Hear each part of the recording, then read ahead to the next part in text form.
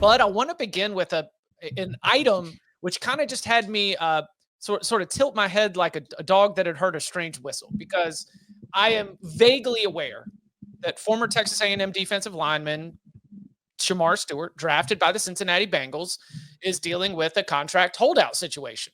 It is, based on my understanding, down to some language. There are, reputations, fair or unfair, about the Cincinnati Bengals and the way that they conduct their finances. I just kind of filed it away, like, oh, okay, Cincinnati, not meeting the players' demands.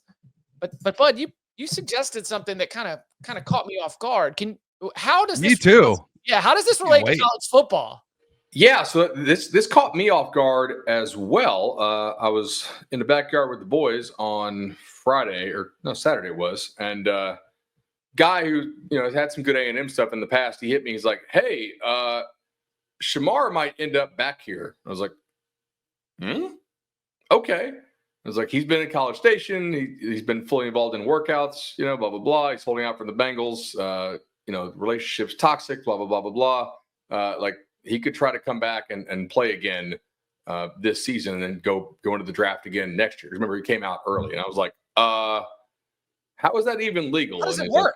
He's like, it may not be legal yet, but then again, everything in the NCAA ecosphere is subject to litigation. So I didn't know you could do this. I knew you could do this in baseball.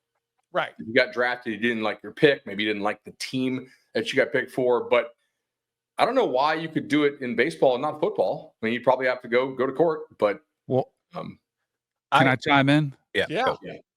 Because I never want to say never, but I think there is about a 0.0000001% chance that he's allowed to do this, because it's one thing when you hear everybody they're puffing their chest out about suing the NCAA and suing the CSC and fighting all these cases. It's another thing to fight the NFL. And that's going to be the biggest hiccup, is the NFL. This is part of their agreement, right? Mm-hmm. So that's where you throw a wrench into everything we've ever known.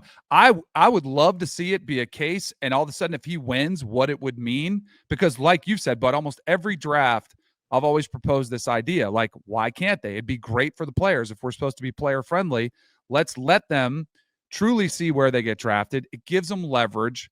It helps them make a better decision. If they don't get drafted where they thought they were going to be, they can go back to college. And selfishly, it's the best for the college game, right? You get guys kind of like Shemar Stewart that would come back. I just think this would be unprecedented if he's able to win this case. I think if he tried, he would get back in. I think he would win too. Yeah, I think just the way things have gone with eligibility rules, he would probably win if it went to court. Now, the question would be, how much time would it take? But, would he play while they were waiting for it all to settle itself?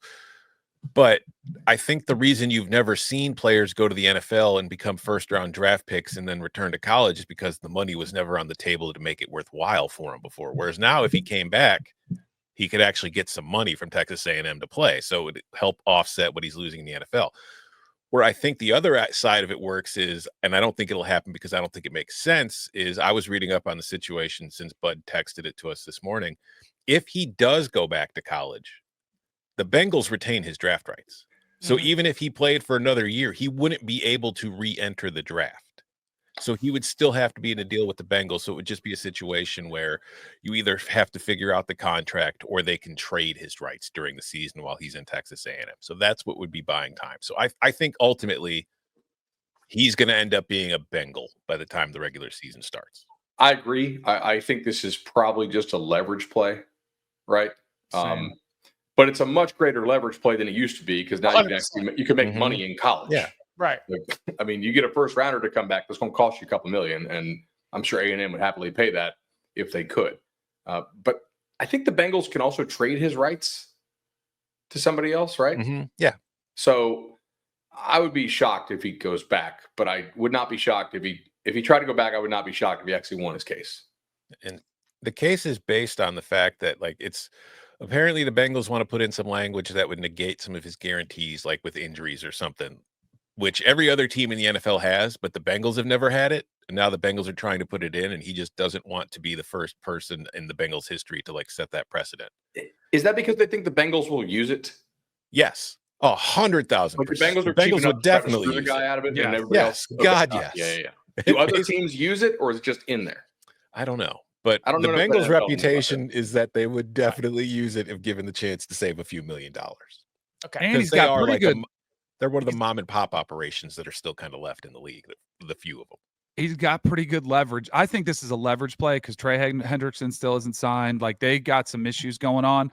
The thing's interesting about Shemar Stewart, if you remember, he looks like Tarzan plays like Jane at the combine. Like, I mean, he tested off the charts. He's a freak, but the numbers don't really back it up.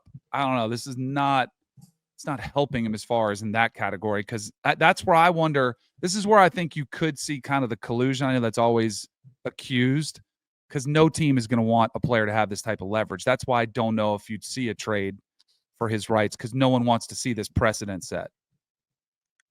That's fair. Whether he would accept the trade or not to a team that is already utilizing this clause would probably tell us a lot about, like, he's like, I'm anti-clause, or I'm like signing with the Bengals with this clause because they're going to try to screw me. Yeah.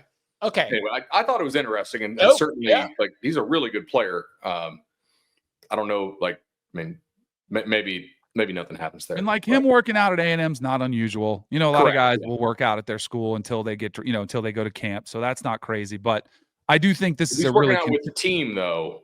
All right, that's interesting. It is a very contentious negotiation, that's for sure. So it's not surprising that this is out there. So what last? Oh no, go ahead, Tom. No, mine is not important. Go. Okay. Last thing. Is there any? Is it just so blind? You just say yes. Like if you are Mike Elko, you just say yes. Yes. Hell yes. Why not? Hell yes. Okay. Oh yeah. Can I have my first round talent back for another year? I don't know. I've got this freshman I really like. They also lost a couple other good teams. Not lose. Like the Bears drafted the right Shemar. Cincinnati drafted the wrong one. Clearly. Yeah. No, this even no matter if. The 1.5 sacks last year. I mean, there was a joke there, like, oh, what if he does come back? What's he going to do? Have 2.5 sacks? But no, I think that say it to his face, Chip. Big bodies matter, especially in the Southeastern Conference, and I think that Mike Elko would in fact say yes very, very quickly if given the opportunity to do that.